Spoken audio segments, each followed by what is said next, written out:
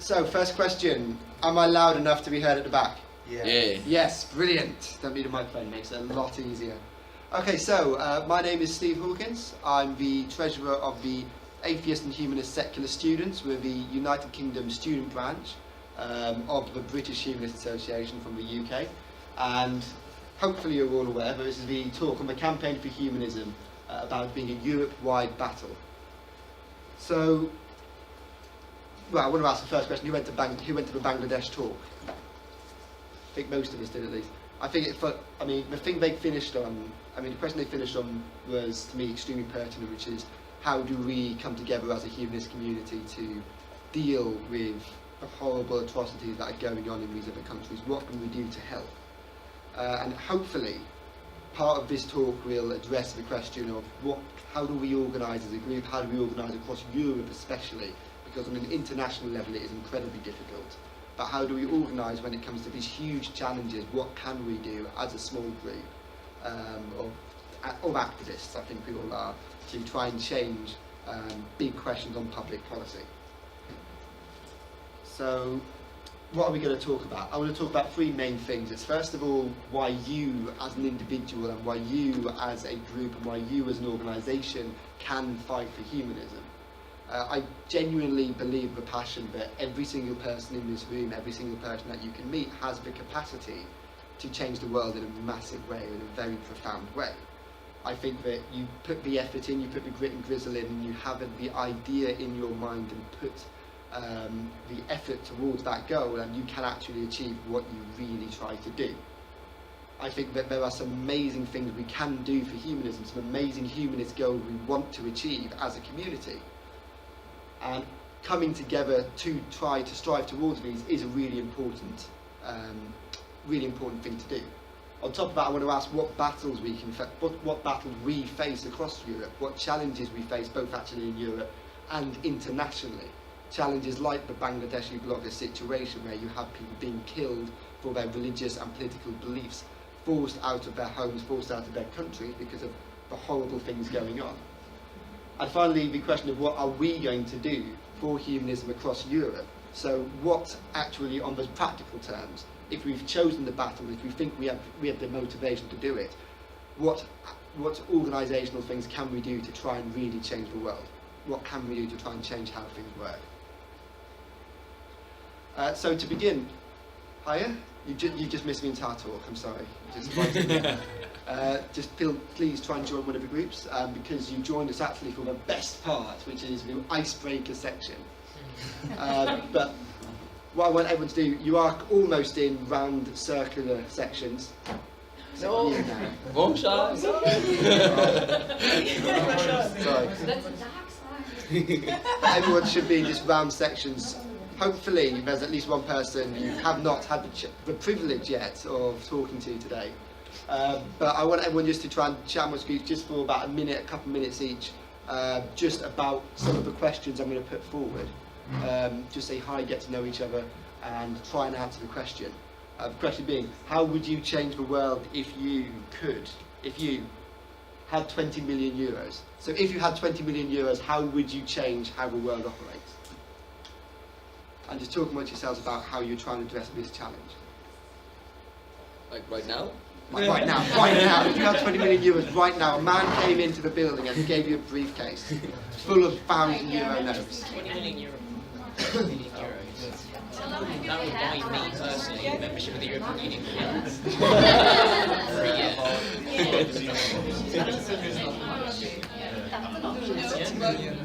No, I don't know. Yeah, I know.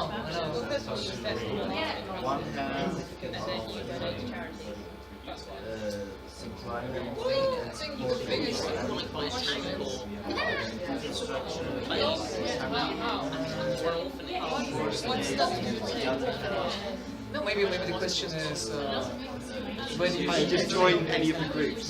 Make a bit. No, no worries. if I get someone else.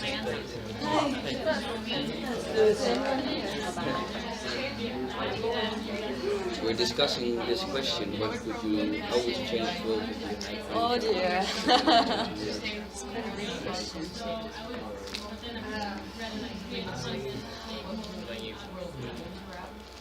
So I just want to move on to the next question. How would you change the world? How would you change the world if you were your head of state? Sorry, could you make move the board a little bit so I can't see it? Yeah. Can I pick the country which the head of state be? Yeah, I'm sorry. Distraction, you're out.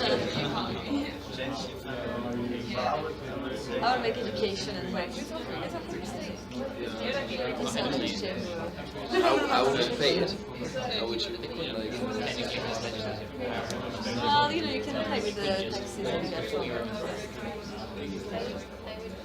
Good. Isn't the most like would pay taxes for? It's a social parliament that was not everywhere. Where everyone had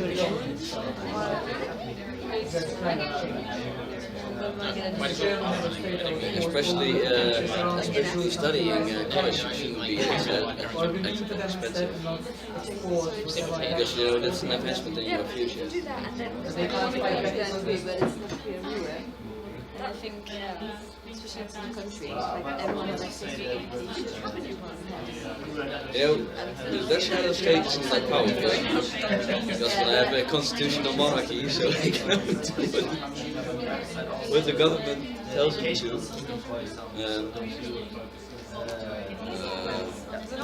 So, and the final question is, what would you do? How would you change the world if you could change one law right now? Abolish blasphemy law. But we have already done that in the Netherlands. Oh yeah, Article 23 of the Dutch Constitution, because it allows government subsidies for religious education to stop. Only public education should be funded by. And maybe I would actually just outlaw religious education altogether. Just have only public education, because I don't think there should be any religious education at all.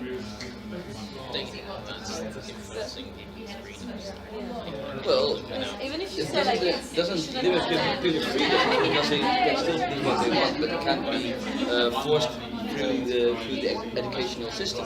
You know, people shouldn't be indoctrinated with religion in childhood. You know, when you're 18 years old, you can choose your own religion. It's what you do by the education. Parents should have some choice there. Okay, You can everyone. choose several different secular schools, but not religion. Okay, everyone. I just wanted to ask. I think we've had a decent chunk of time just talking about a few questions. I just want to ask everyone what some of the answers were to the question. So if anyone who wants to be the brave person to answer the question how they change the world if they had 20 million euros. If no one puts their hand up, I do just point at people and say. We came up with spending it on education because we think there's a lot of influence on how people think. You can sort of guide them. So you can spend 20 million euros or more on education programs across the world. I'm hoping. Any other suggestions? If you had 20 million euros right now. We had sort of like one answer to all three of them. humanism. Yeah. Now, like start these discussion groups with people from different layers from society, with different backgrounds, different religions, different etc. to see what they would like us to do with it.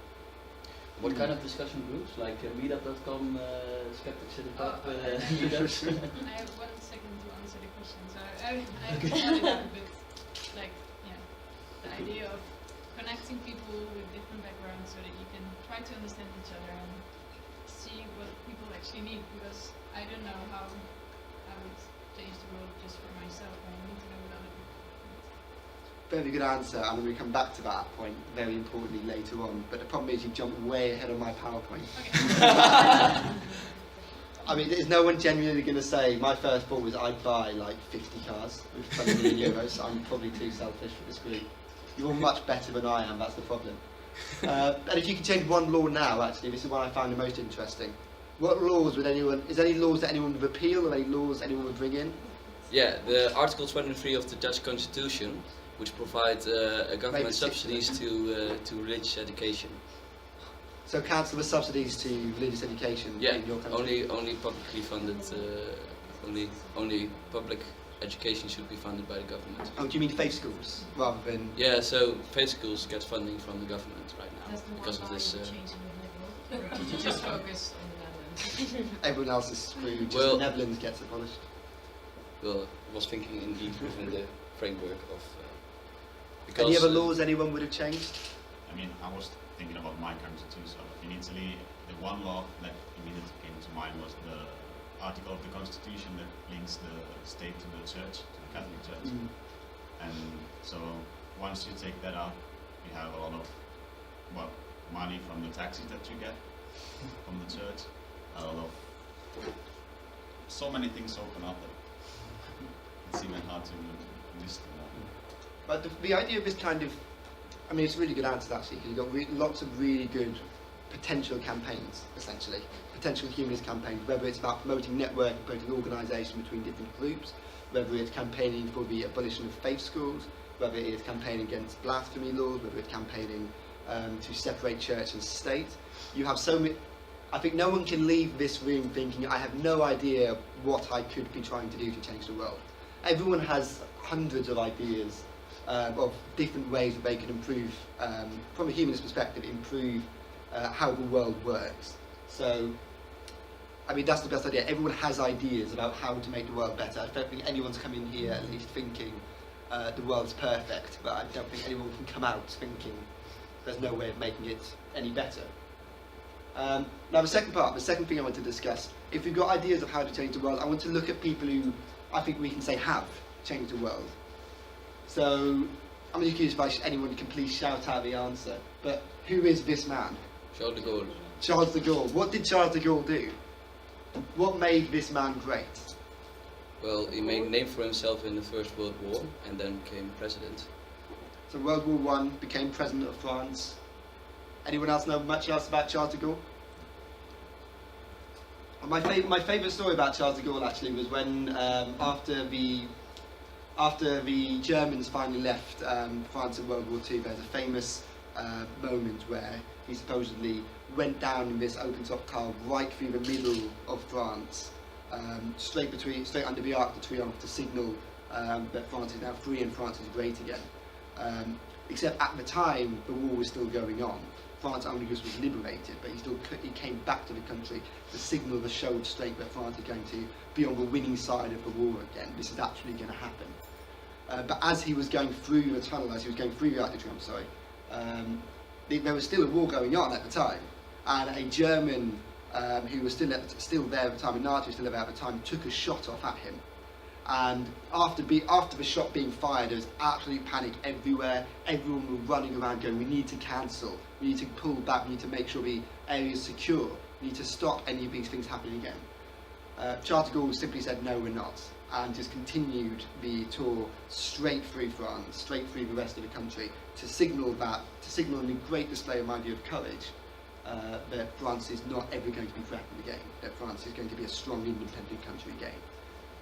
And that show actually had a massive rallying effect and had a really big impact on the impact of the war. But I mean, that's one example to me why Charles de Gaulle is a great man. The next example I'm going to use is a bit more controversial, but I'll try and break out into groups again to do the next ones. Now you've got an idea of what I'm kind of thinking of. But what makes this man great? If you do it in groups again, it would be fantastic. I hope at least one person in each group does know who this person is. Possibly.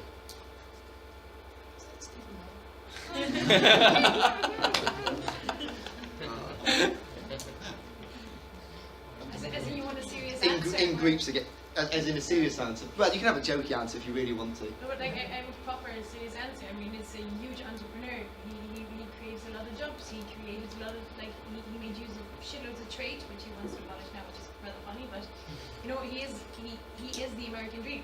So in that sense, he economically seen, he's been successful. Yeah. So what do you think's made him great? Sorry. And what do you think made him great?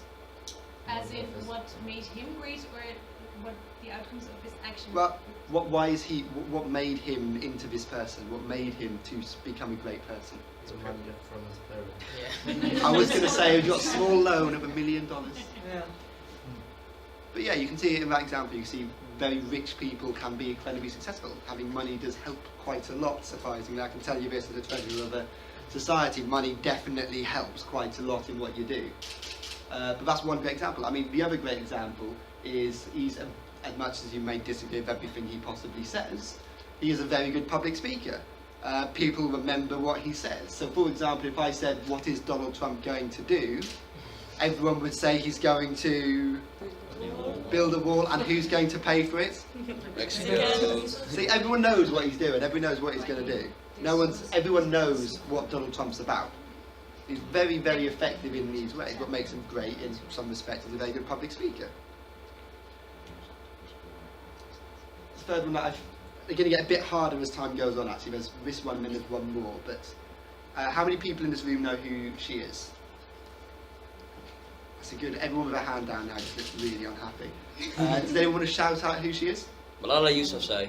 Exactly. I'm not going to attempt to pronounce that name because I have the worst case of Britishness in the country. If it's not in English, I can't say it. But Malala has done a lot of things that made her great. Does anyone have any? Well, anyone want to explain why? Advocated for girls' education. Then Got shot by the Taliban and survived. I chose to drink at the worst possible moment then. Yeah, she was shot by the Taliban. Her work in education. Any other example? Anyone know much else about what she's been campaigning for, what she's done? I'll give you the short summary I got from her page online, which is she, at the age of 11 to 12, wrote about her experiences under the oppressive Taliban, and in 2012 was nominated for the International Children's Peace Prize by Desmond Tutu. And this was before 2012, where she was then brutally shot by a member of the Taliban. Afterwards, she got very highly involved in education, in the right to education. She won the Children's Prize in Sweden for her activism. She spoke at the United Nations and launched, alongside Gordon Brown in the UK, an international fight for the right to education. She then won the Nobel Peace Prize for her work in 2014 and launched the Education We Want programme that fights for international education for primary and secondary school students. And most recently, only a couple of months ago, as far as I'm aware, she opened up a school in Lebanon for Syrian refugees to become students under the banner of books, not bullets. And then the last one, I think this is the hardest one, I can think, the hardest example. But does anyone know who this person is? I don't know his name, but I think he was the co-winner of the Nobel Peace Prize together with Malala Yousafzai. Yeah, he was. Human rights defender Sharif or something. I'm not Right, sure. his name Something is. with an S. I can't remember the slide. I put it on. I'm going to try and pronounce the name, please. I'm sorry, anyone who speaks better this language than I do. But it's Kailash Satyarthi, who is an Indian children's rights activist. Who won the Nobel Peace Prize, co-won the Peace Prize with Malala. He was a child rights activist and education activist fighting against child labour in India. He founded the Save the Childhood movement in 1980 and was able to protect about 83,000 children in 144 different countries with this programme from being forced and coerced into child labour. And it's largely because of his actions and his campaigning that the ILO adopted the convention number 182, which is the principal guideline for governments around the world to combat and to stop child labour, to stop coerced and child labour and child slavery. And he won the Nobel Peace Prize alongside Malala. And I use those for examples because I don't think anyone can really say these people are not great. And I use this for examples because it does not matter, I want to use examples, no matter where you've come from, whether you were from an oppressive country in the middle of a war-torn region or whether you had a small loan of $1 million.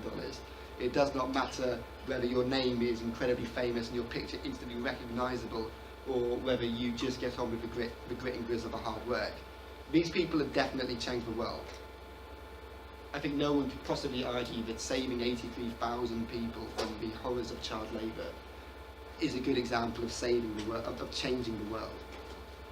And he wasn't a rich man, he wasn't a very well educated man, he wasn't from a very rich country, he wasn't very well connected, but he's a great example in my view of someone who put in the effort, put in the grit and grizzle, did as much as they could, and as a result really made a profound difference to tens of thousands of lives.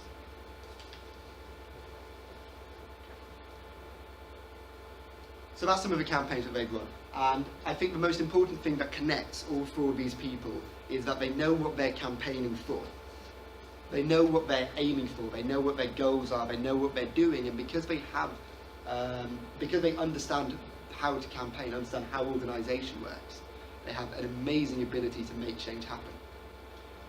And although you'll hear a lot of different ways of how you understand how change operates, I'm going to use this 5-point method, which is one of my favourite ways of thinking about organisation. Whenever I do anything involving organisation, I always think of these 5 key things first, just to get it clear in my head what's going on, what I'm going to do, and how I'm going to go about it. And these are 5 key points.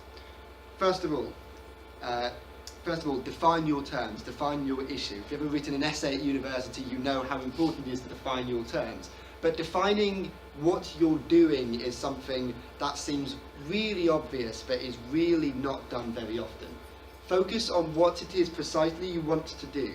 Focus on precisely what you're fighting for. Focus on precisely what your campaign is about. And you will be able to understand how to communicate what you're campaigning for in a very effective and clear manner. If you can think of take Donald Trump again as a great example of this. What is Donald Trump going to do? He is going to build a wall. How is he going to do it? He's going to make Mexico pay for it.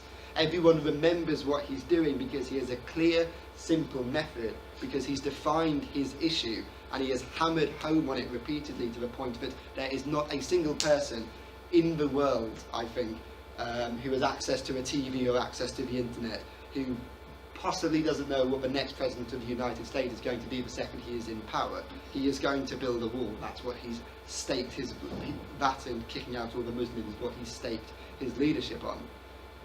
By having that clear message, by having a very nice message, a message that really rings, he's been incredibly successful. Another thing, actually, I use Donald Trump very consistently as an example of a good public speaker, because people wonder why he's done very well. It's because he's a very good organiser. He's got the other example of his good communication is how effectively Donald Trump just crushed the Republican nominations rounds. And what he did was very, very simple. He recognised he had a very overcrowded, saturated market of contenders. There was something like 17 people running to begin with. I mean, Christ, if you have 17 people on the stage for the Parliament debates, you know you're not going to remember 17 different names, let alone 17 different individual unique policies. He recognised he has to be the unique person. So he went through a very effective way to find what my issue is. I want to be the Republican nominee. How am I going to do it? Well, I'm going to get rid of all the other contenders, obviously. How are you going to do that? Well, one by one, I'm going to take out a nominee, then take out a nominee, then take out a nominee, until I'm the only one left. That's why you began having Jeb Bush. The very first thing that people reported on in the Republican race was the concept, was Donald Trump calling Jeb Bush weak. Jeb Bush, the leading candidate, the person who was almost a presumptive nominee, was called weak by Donald Trump, and he was called weak by Donald Trump, and he was called weak by Donald Trump again and again and again, to the point that the two concepts became synonymous. By repeating the issue, by repeating the idea very clearly, his message got across. By defining those terms very clearly, Jeb Bush became seen as weak. Jeb Bush had to drop out of the race. Then you had Ted Cruz, Ted Lion Cruz. Everyone, Republicans started associating Ted Cruz with lying, the support for Ted Cruz started to fall away as well. You had this consistent effort from Donald Trump to associate candidates with a very clear message, a message they didn't control, but Donald Trump controlled, which meant the issues that he defined were very, very clear.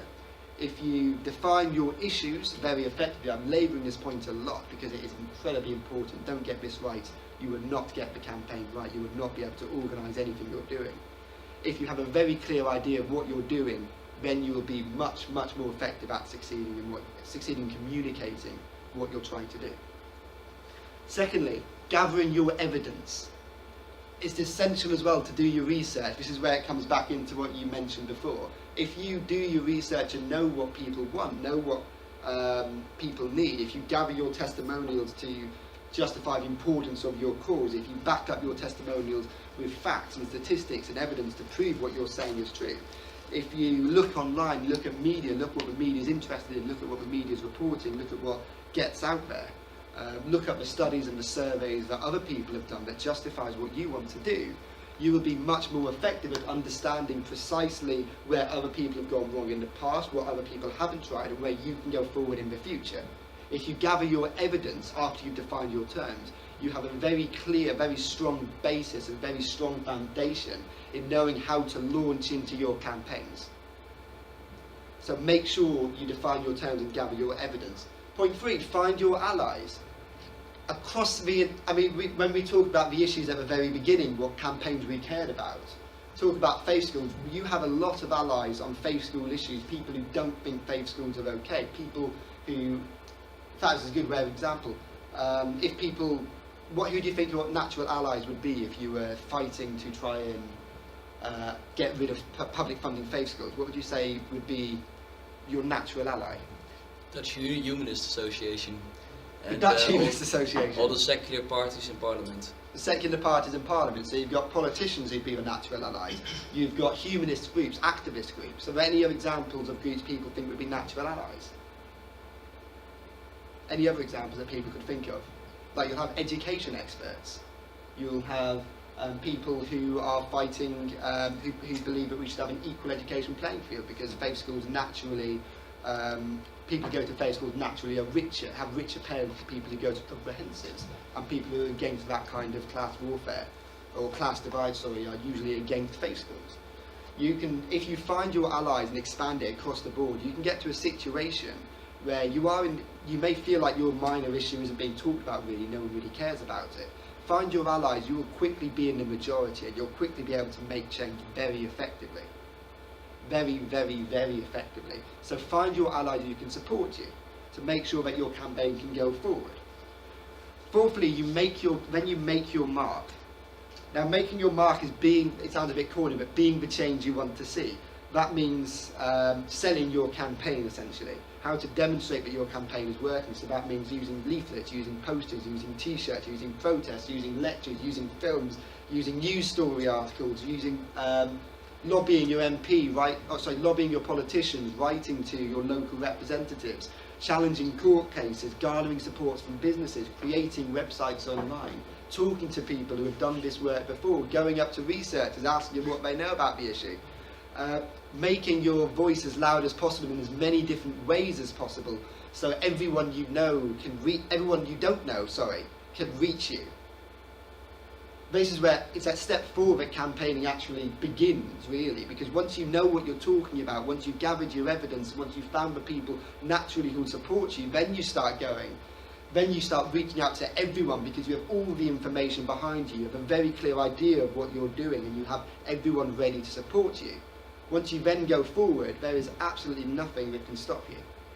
If you've done everything before you write, you can get the change you want to happen. And finally, I leave the best to last, the most important thing, and I'm slightly cheating here, but it's called being smart. Be smart means be specific, be measurable, be achievable, be relevant, and be time-based when you plan things. What this means, be specific. This comes back to the idea of defining your terms. Have a clear idea of what you're doing. It has to be very testable. So for example, if I said I wanted to help the Bangladeshi bloggers, that's my defining my issues. That's not very specific. That can mean anything. It can mean anything from creating a protest to helping visa applications. Be specific in what you want to do. Be measurable in what you want to do. Just saying I want to publish news articles isn't really measurable. You can't say what the outreach to those news articles are. You can't say how many you're going to publish. If you don't set yourself goals, you're not going to be able to see whether your tasks are working or not. And if you don't make it measurable, if you don't actually if you don't start collecting your analytics, start collecting your results, you don't know if your campaign succeeded or not. So you have to be measurable. Be achievable. You have to be able to succeed in what you're doing. It sounds so obvious, but you have to have a goal that you can succeed at. If your goal is to help Bangladeshi bloggers, how do you achieve that goal? How do you say you've succeeded? How do you say you've done well, you've won that fight? You have to have an achievable goal in mind for your campaign. Be relevant. Keep in mind precisely what it is you're going to do, and make sure it's relevant to everything else that you're doing. Don't do random things because it sounds nice. Make sure you can tie it back to what you're doing. Make sure everything works together to achieve your goal. And finally, be time-based. Make sure that you say your goal, you have a time period to do it. Not only because by making that time period, you've set yourself a challenge to achieve, and putting that pressure on you actually can make people work harder, make yourself work harder to make goals happen. But if you're time-based, you can say when you're finished, you can say when you've succeeded, you can ask why you failed if you've not managed to succeed in that time slot. Being smart is incredibly important about these things.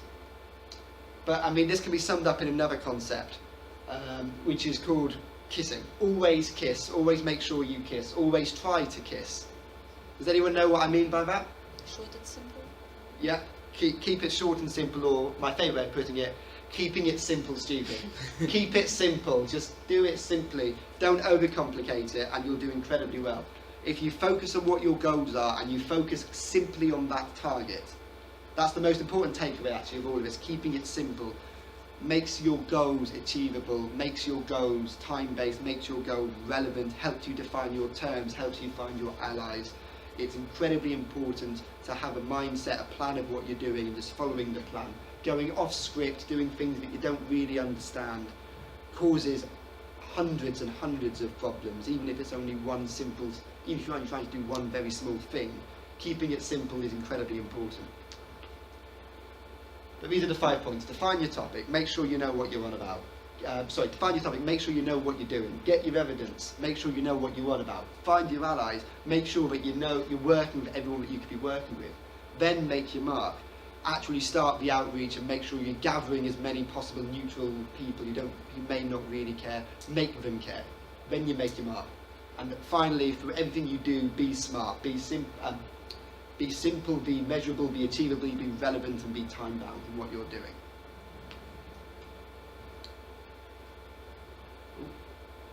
Ignore that. So that's the important thing about. That's the important thing I wanted to bring up, mostly about campaigning. If you use these tools, use these 5 tools in what you do, campaigns that you run will be extremely effective. That's the science. I could probably start citing studies, but I'd bore people very, very quickly. But these are very well justified principles that are used in lots of leadership study examples. But people who follow these mechanisms tend to succeed. You'll very much suffer. You'll find it incredibly hard pressed to find any book, any study, anything showing business leaders succeeding, showing politicians succeeding, showing people trying to change the world succeeding, who aren't using a method extremely similar to this. And so, for example, these 5 points of being smart come from a lot of studies done in the early 2000s, make up a lot of books. One of the best ones of this is called Selling to Win, which is focused on how to actually change the world in big ways. To win, you do these 5 things. You do these 5 things correctly, you'll find your campaigns you will struggle to run a bad campaign. You will struggle to do things badly if you follow these 5 principles, I can promise you that. So when it's doing these things badly, doing these things well. So I want to start off with another little brain teaser, because I feel if I ran for too long, people start switching off. So I want to ask these 5 questions for people. To do it as a group again, just amongst yourselves, to try and discuss the answers. I'm going to time it, so everyone has 2 minutes. Can you come up with the answer to these 5 questions? So there's 5 questions up here. Can you answer them as a group? Can you see if you can try and get the answer to these 5 questions? You've got 2 minutes, starting from now. Do you want to split it? I can do. 5 is a misspelling. Okay, I don't know.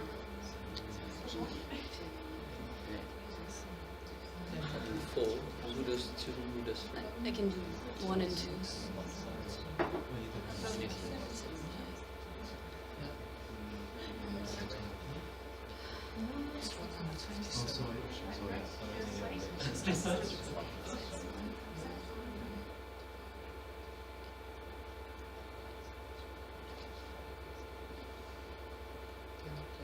you can discuss it as a group. It's not like a silent exam. Yeah, the first one is doing It's what do you have? Yeah, it's just one person. 4, yeah. So February didn't count. Yeah.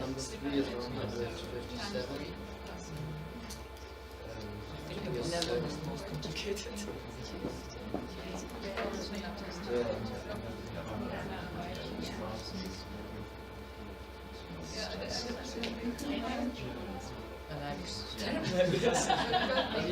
February.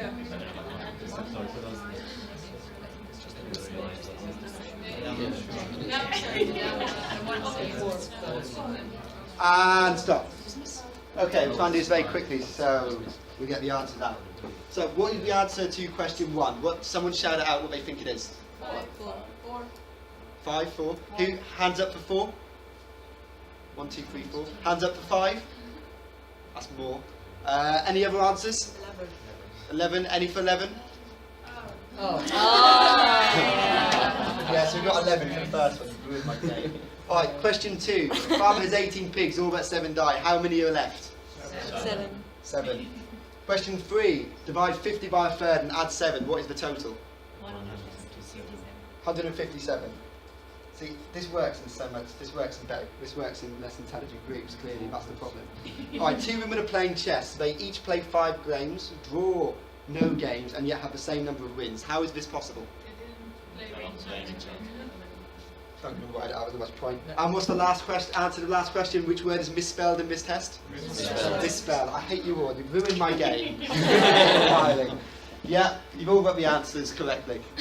But what I was going to say, the point of this in the first place, at least at the beginning you can see what happened. When a lot of people with the first answer thought, how many months have 30 days? You think 4 or 5. Because that is what you think straightforward, is what it's in your... There's actually 2 ways of thinking, interestingly. I don't know enough about psychology, so don't push me on this. But there's 2 ways that people tend to be thinking. Either you tend to have a kind of slow thinking, where... so you have slow thinking or fast thinking. You have a fast thinking when your brain can react really quickly to things, based on almost instinct, intuition, practice of doing an answer of a question over and over again. But then you've got kind of slow thinking, which is when you're challenged in a different way or where you haven't been before, or you're forced to really tune in on an issue, you start to be a lot more analytical, a lot more lateral thinking. When you realise what's going on, your brain reanalyses the questions. I think, how many people felt like when they understood what was going on and then reread the questions? It's a fair few people then. You can see how the questions mean differently when you look at them again. But I mean, a lot of people think 4 or 5, because a lot of time when you think about things, you tend to do it in a bit of a relaxed, bit of lackadaisical, bit of a I know this already kind of way. But when you really start challenging the way you do things, the way you start thinking about things, why things are the way they are, you can actually come up to really new answers, really innovative answers to really difficult questions.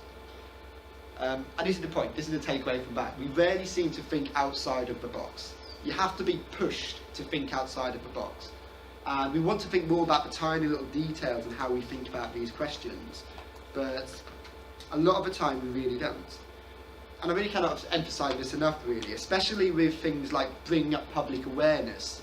We tend to think very much about our experience and our experience of people we know personally, rather than about bigger issues. When you do campaigning, a lot of the instinctive thing that you do is you'll think about things in terms of how you've experienced them in the past. You'll think about your experience as definitive for everyone else's. And we know that's not the case.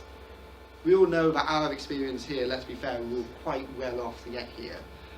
Quite well off people from Western European countries, most of us. We do not experience the same things that a lot of people experience. I know a lot of people, very interesting studies have been done actually about how people cluster around their political views. Chances are if you're left wing, most of your friends are left wing. Chances are if you're right wing, most of your friends are right wing. And the people you discuss politics with, chances are most of them agree with you to some extent to begin with. That question, and I find it really astounding personally, I found it extremely surprising running different campaigning events, how differently people can think than you and even your friendship group. So even when I do think I know friends who are left wing and right wing. This was my mindset going into it. I know friends who are left wing, I know friends who are right wing. I know all the different views. That is so definitely not the case. There are people think in such innovative, different ways to you. It is really, really important to be able and aware to think outside of the box and understand and accept the different ways of thinking than your own. Especially when it comes to campaigning, especially when it comes to organising with other people, because even if you think they're idiots, they're wrong, they have to be. But you kind of still have to work with them. So you have to be able to understand and think outside the box, put your feet in other people's shoes to understand how they think about things, as well as on a project-based level. Think about things think about the task you're set in many different ways to come up with many potential solutions. Now this links to what I want to actually show now, which is this fantastic video which I have to shoehorn in here. And I want to play this video. I'm not going to talk over it, but I want you to think about who the leader is in this situation and what leadership is in this situation. In this video, if I can press play. And I realise I've connected a projector, so there's no sound. But we'll see if this works. But this is a big festival where live music is playing like Glastonbury, I assume, and this man is listening to music and dancing.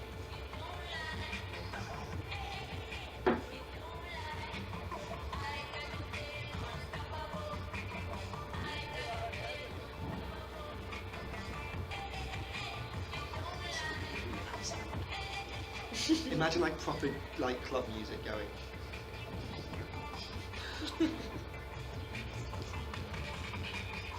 Yeah, that music will do.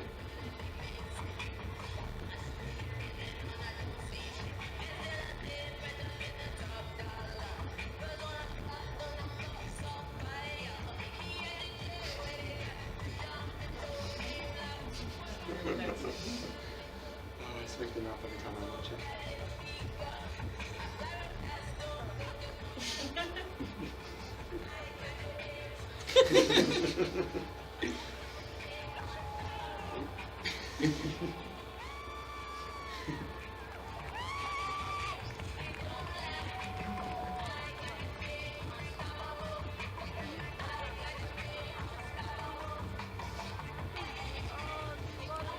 Actually, like 10-15 seconds. It's my favourite part.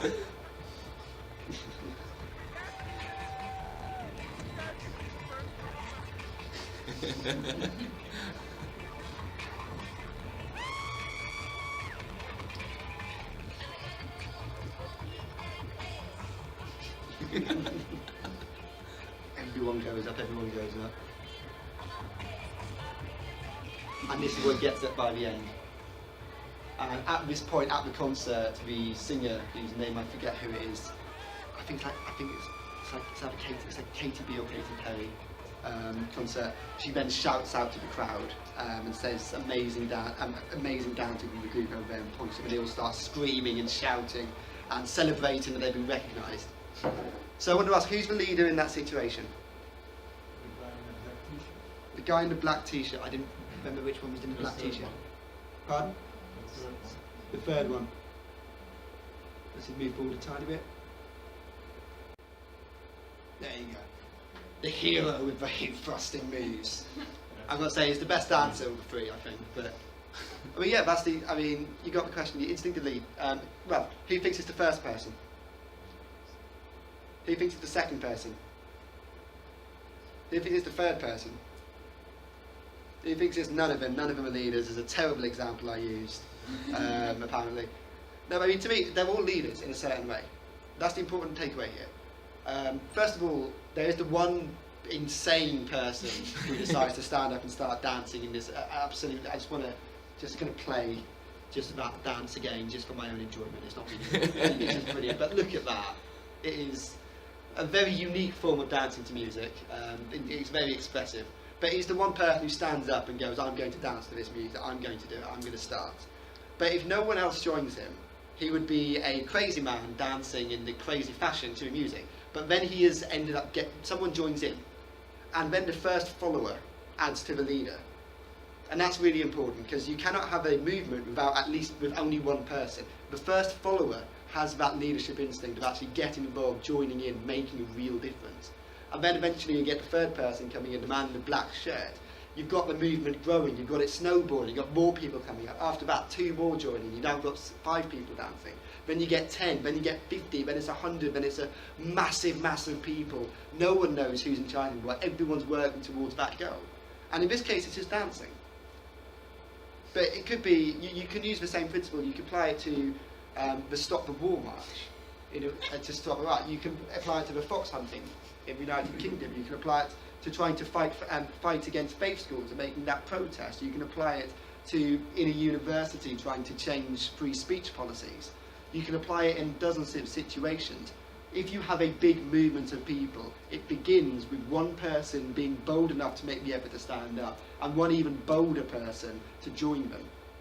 And then you've got more and more and more people snowballing until you've got this amazing crowd of people having an amazing time joining in this fantastic movement, this fantastic group. There we go.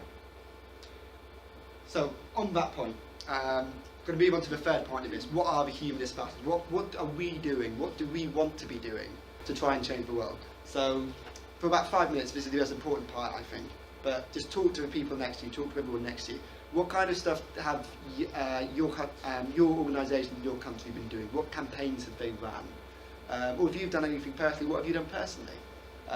Either in humanist battles as a humanist organisation, or just in political campaigns you've been involved in, or working for charities, or working for social movements, or anything like that. What kind of battles have you got involved with? What kind of things have you tried to do to try and change the world?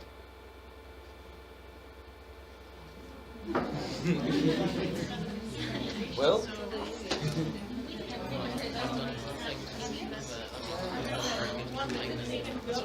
just making some photos. Can you send me some so we can put it right? I can help you. well, I'm very That would be the most You can send them whenever you've got them. Yeah, it's going to take some time. That'd be fine. I mean, there's no rush for it, it's just and all that kind of stuff. being it fun. I'll probably forget, so. Oh, you need to check the I'll kick you. Yeah, and okay, no, a lot of people from around from Germany, so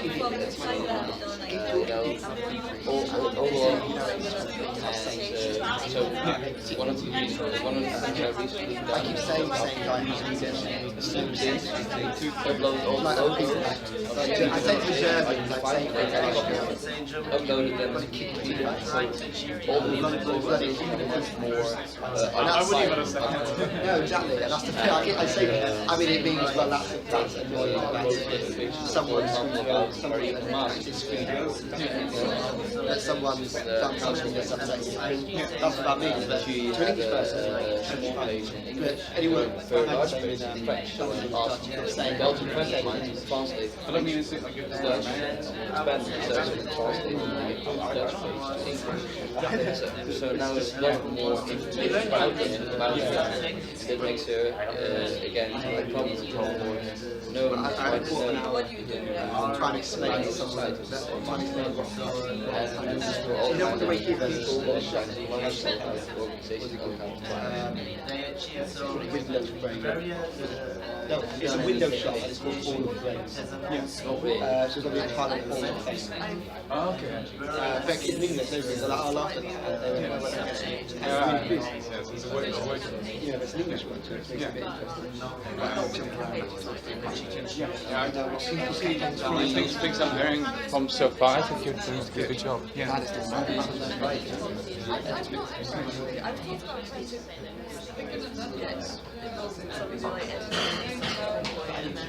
started looking into it and I was like, oh god. Hard. I'm getting picked up a little bit. It's We can teach you. You know, we have a global community. We all if you like no, it's very hard for newcomers to shoot. I had to like teach everything myself or just learn by trial and error. That sounds like a good move. That's good. I had to actually have a card. I'm not sure it's bilingual. I suppose.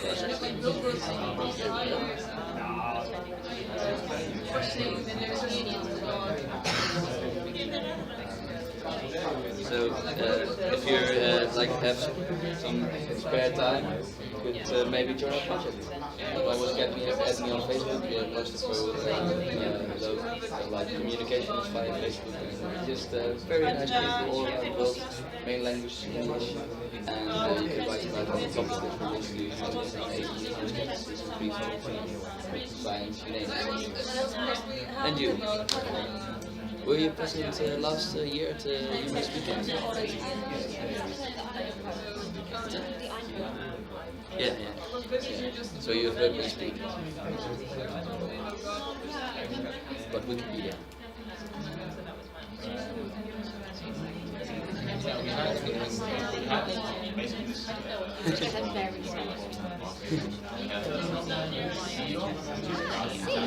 And we have a cross on D,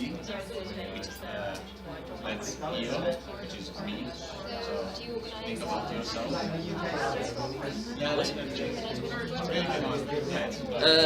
Kinda. So we help people train and how to edit the pages, to find reliable sources, to collect photos, upload logos, all that kind of stuff, and to make it look nice, neutrally written, so that it's not biased, and then put it out there so that lots of people get to know about important people, important projects, important organizations, important concepts. And that's what I'm doing basically, and I know it has impact because like 88% of all Google searches gets you a Wikipedia page. On top end, you go to that page to get the information. It's important that the information is out there. It's correct. Also, if there's not a Wikipedia page, this is a really good way for you personally can get someone informed about your particular topic that you are passionate about. So this is my way of reaching lots of people without speaking to them directly. And we're a global project, lots of people around the world. I'm the Dutch team leader, but I'm also like a lot in English, and I help people in other languages, and it's very nice, very cozy community, lots of fun projects, and well, if you know, if you've got spare time, that's amazing. What's your project?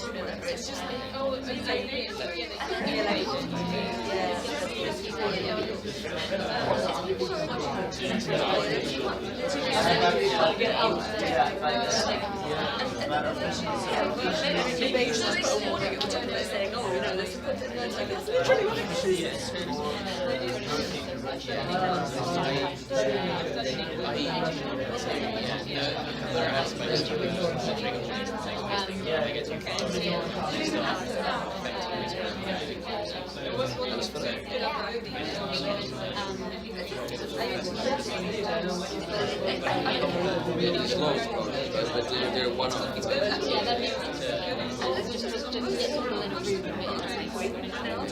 But are there like monthly gatherings or not really? Not really.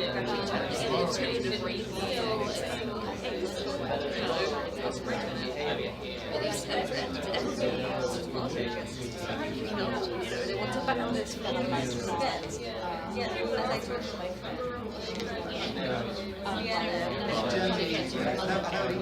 Yeah.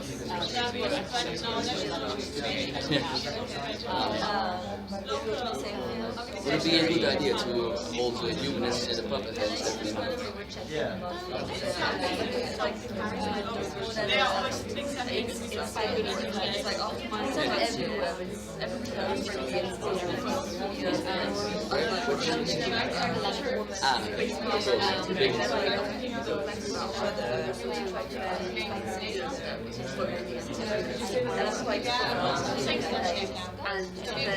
Well, then you should have been here Friday when I had this talk.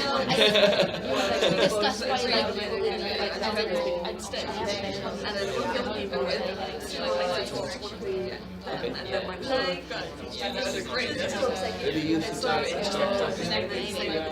Can you get information from me or from skeptics in London? Like, do you know Stephen Hawkins?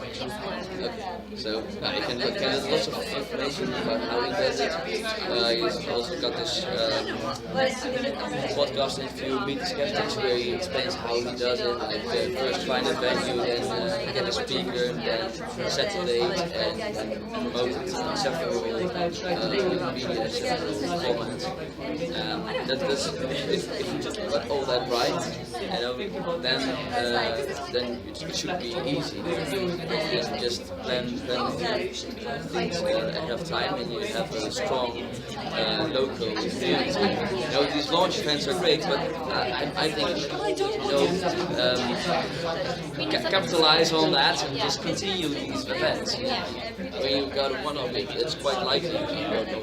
Sure, but I would think it's quite likely that they eventually die out again. So I would encourage you to hold monthly events. It's mostly that's a good timetable. Like weekly is a bit much, especially in the beginning, and less than a month may take too long. So I would encourage you to like take this.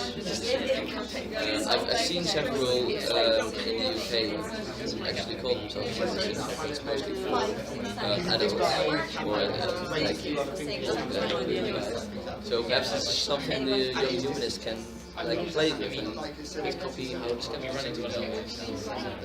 Everyone hates Brexit. That's the only thing that unifies it. I swear to God, like every hour on the hour.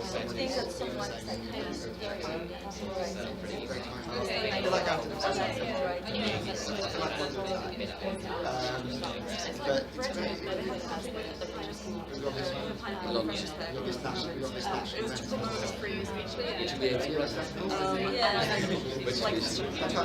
You're much too busy. You are much too busy to run it. Yeah, I finished my PhD. Oh, wow.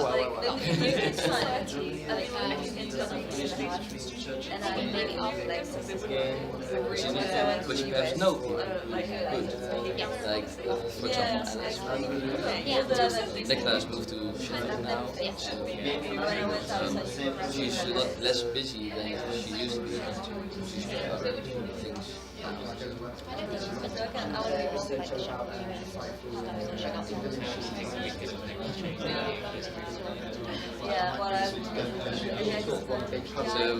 I can see how that works. Where all the UK skeptics or humanists do, but we can start with them. I can't get that much. Okay, I think that's a great time. Just going along as well, going around seeing what people are talking about is. Sorry, I'm just trying to start slower. Just going along and listening to what people have been talking about as well, what campaigns each country has been running is really actually eye-opening about the amount of different things people are doing. If it's okay, I'm going to pick on a couple of people just to say about some of it to just a wider group. But Stefan was talking about evolution in primary schools. Can you explain that a bit more to everyone? What's happening in Germany? I think she's the better expert in this topic. If you'd like to. Thank you, Stefan.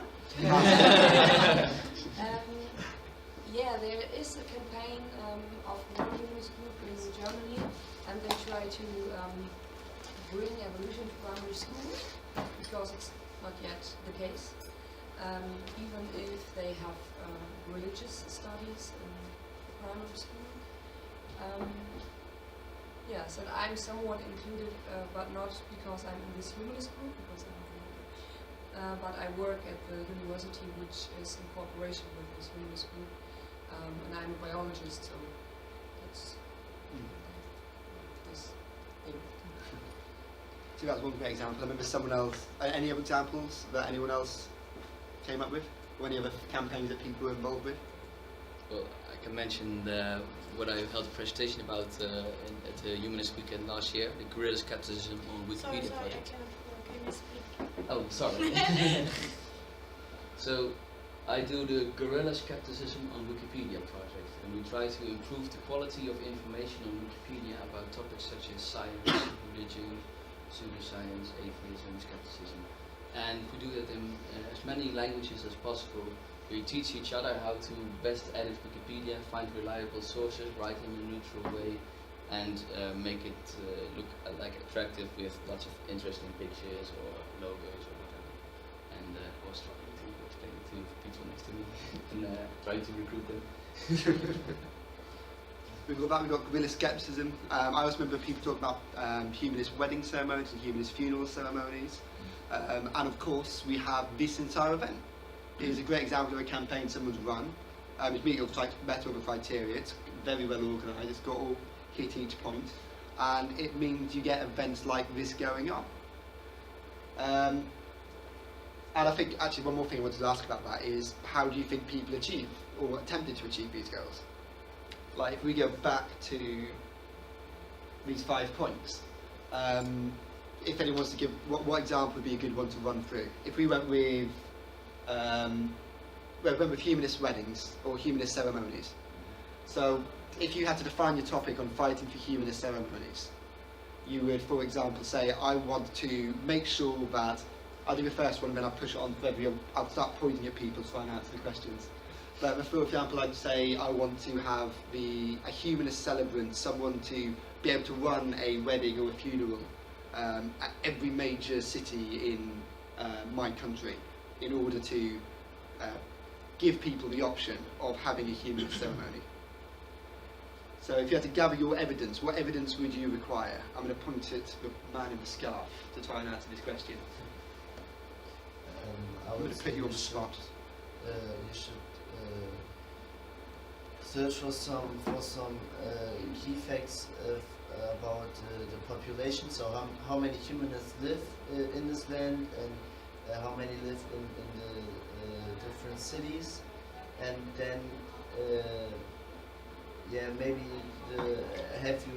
do you even have enough people who could do that? So do you have the things to do that? And I would say that's it. I mean, that's great examples of things you can do. You can look up where the humanist populations, who's going to be taken. Sorry, it was a really nice workshop. We just have a problem at the hotel. That's why I'm leaving. Oh, it was really nice. But no worries, hope you can sort it out soon. If anyone else needs to rush off, I've got about 3 minutes worth left of this to talk through. But then finding your allies. Who would be your allies in fighting for humanists? That's actually a very difficult question. But who would you look to help promote the humanist celebrants coming into your country to train up humanist celebrants?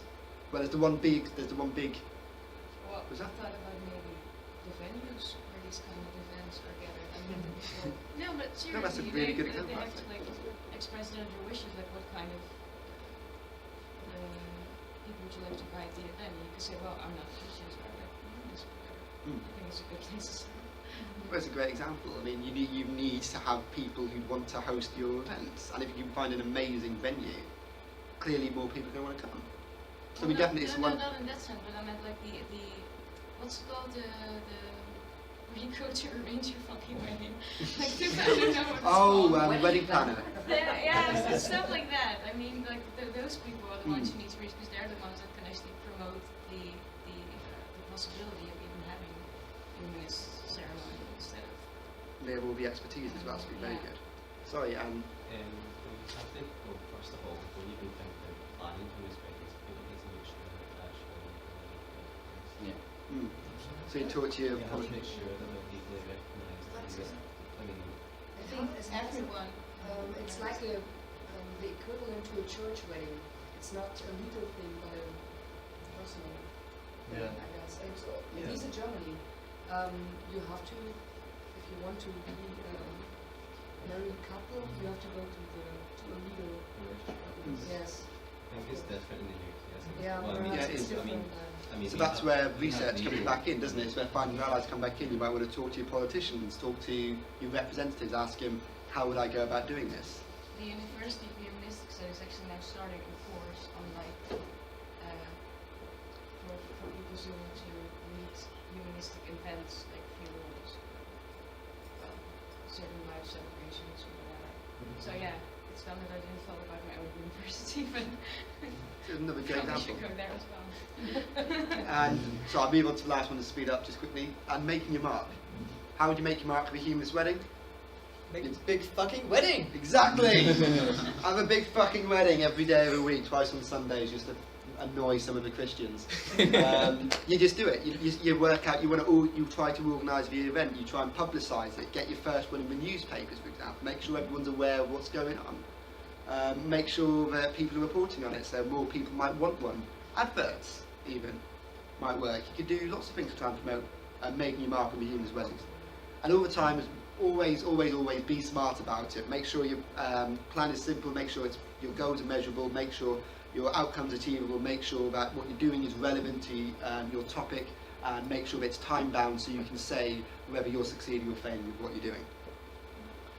And I'm going to end on a very, very good video, which explains from an amazing public speaker about the concept of success.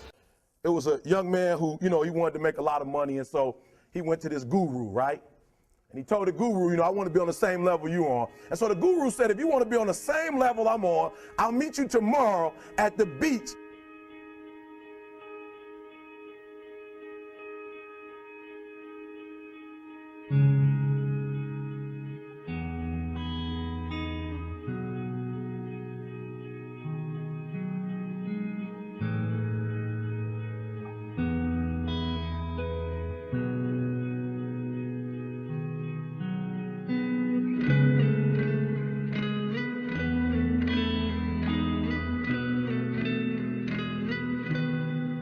So the young man got there at 4 a.m. He all ready to rock and roll, got on the suit, should have wore shorts. The old man grabs his hand and said, how bad do you want to be successful? He said, real bad. He said, walk on out in the water. So he walks out into the water. Watch this. When he walks out into the water, it goes waist deep. So he like, this guy crazy.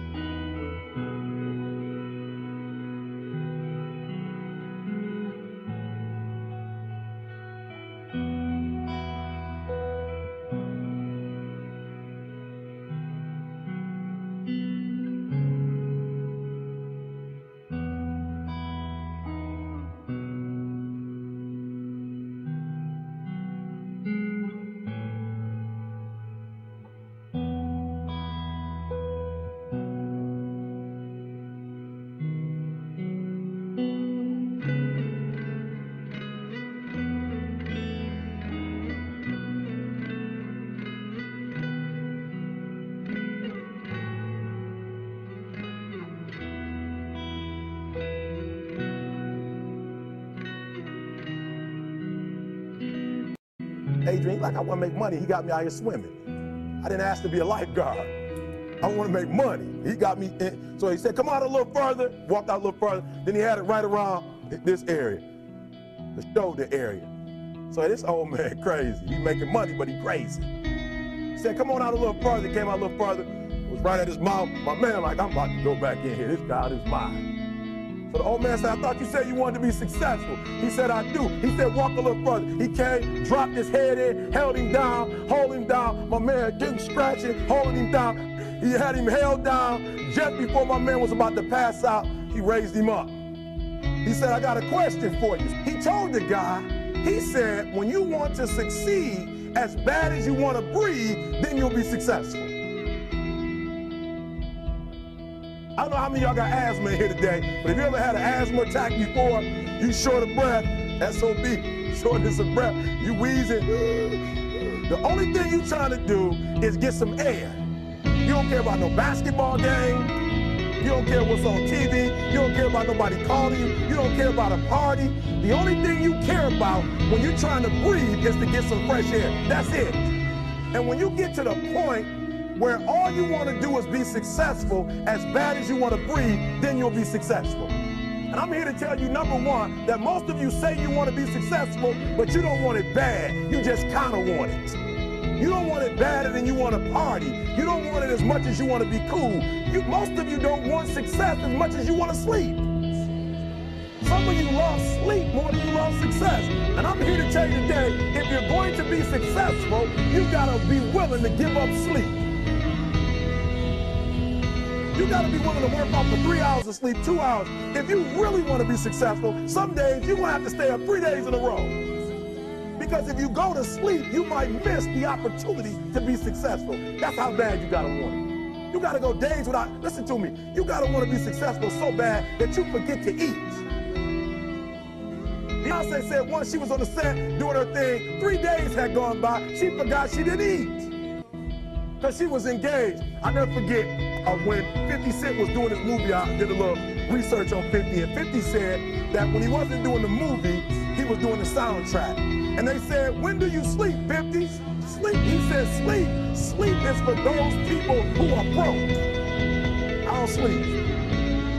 He said, I got an opportunity to make a dream become a reality. Don't cry to quit. You already in pain. You already hurt. Get a reward from it. Don't go to sleep until you succeed. Listen to me. I'm here to tell you today that you can come here, you can jump up, you can do flips, you can be excited when we give away money. But listen to me, you'll never be successful until I don't have to give you a dime to do what you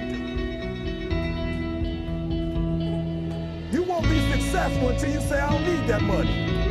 Because I got it in here.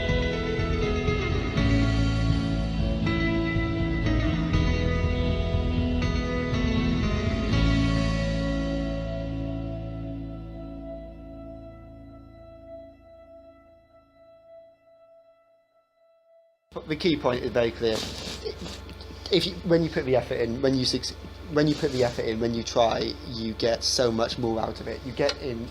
I always think of a message as you get in what you put out. If you try and succeed, if you follow a simple mindset of following the 5 basic principles of organisation, and you continually try and try and try, you will end up succeeding.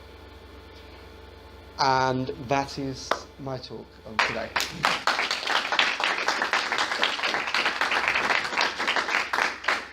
I would say any questions, if there are any questions, just grab me and ask, and that'd be fine.